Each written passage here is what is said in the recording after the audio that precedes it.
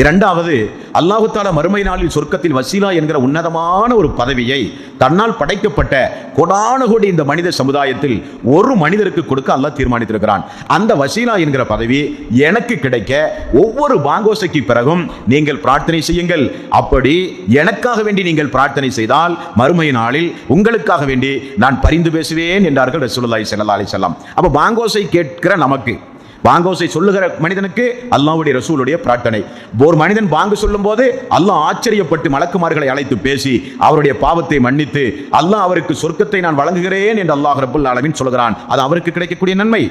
கேட்கிற நமக்கு கிடைக்கக்கூடிய நன்மை அவர் சொல்லுவதை போல் சொல்லி அதற்கு பிறகு அல்லாஹ்வுடைய ரசூலின் மீது ஸலவாத்து கூறி அவருக்காக வேண்டி வசீலா தேடி பிரார்த்தனை செய்யும் போது அல்லாஹ்வுடைய ரசூலுடைய ஷஃபாத்திற்கு மறுமை நாளில் நாம் ஆளாவோம் என்றும் நபிகள் நாயகம் ஸல்லல்லாஹு அலைஹி வஸல்லம் அவர்கள் சொன்னார்கள். முஸ்லிம் என்கிற நபிமொழி தொகுப்பிலே பாருங்கள், 631வது நபிமொழி, யார் ஒருவர் தன்னுடைய குரலை உயர்த்தி உயர்த்தி இந்த உலகத்தில் மக்களை தொழுகைக்காக வேண்டிய அழைப்பு கொடுத்து பாங்கு சொல்லுகிறதை வழக்கமாக்கி கொண்டு உலகத்தில் வாழ்ந்தாரோ அல்லாஹ் அவருடைய உருவத்தை மட்டும் கொஞ்சம் விசேஷமாக அழகாக அல்லாஹ் ஆக்கி மறுமை நாளில் அவருடைய குரல் வளத்தை கழுத்தை கொஞ்சம் நீளமுடைய மனிதராக அல்லாஹ் ஆக்கி மறுமையில் அல்லாஹ் அவரை எழுப்புகிறான் என்று ரசூலுல்லாஹி ஸல்லல்லாஹு அலைஹி வஸல்லம் அவர்கள் சொன்னார்கள்.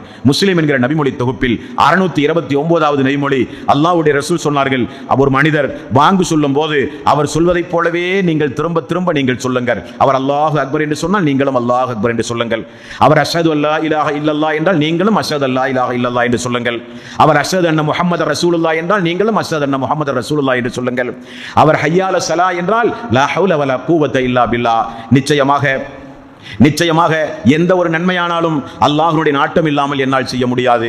எந்த ஒரு தீமையிலிருந்து நான் விலகுவதாக இருந்தாலும் அல்லாஹ்வுடைய நாட்டம் இல்லாமல் விலக முடியாது என்று அவர் ஹய்யால ஸலா ஹய்யால ஃபலாஹ் சொல்லும்போது நீங்கள் லா ஹவுல வலா குவத்த இல்லா பில்லாஹ் என்று சொல்லுங்கள். இப்படியாக அவர் சொல்லுவதை போல் சொல்லி நீங்கள் அந்த பாங்குக்கு பதில் சொன்னால் அல்லாஹ்வுடைய ரசூல் சொன்னார்கள், நிச்சயமாக நீங்கள் சொர்க்கத்தில் நுழைந்து விடுவீர்கள்.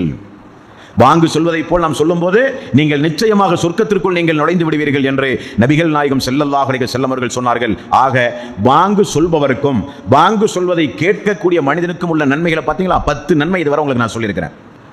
அப்ப நமக்கு ஒரு நேரத்தினுடைய பாங்கு நம்முடைய காதில் விழாவிட்டால் ஒரு வருத்தம் வரணும். என்ன லோகருடைய பாங்கு காதில் விழலையே, பதில் சொல்லக்கூடிய நன்மையை இழந்துட்டோமே.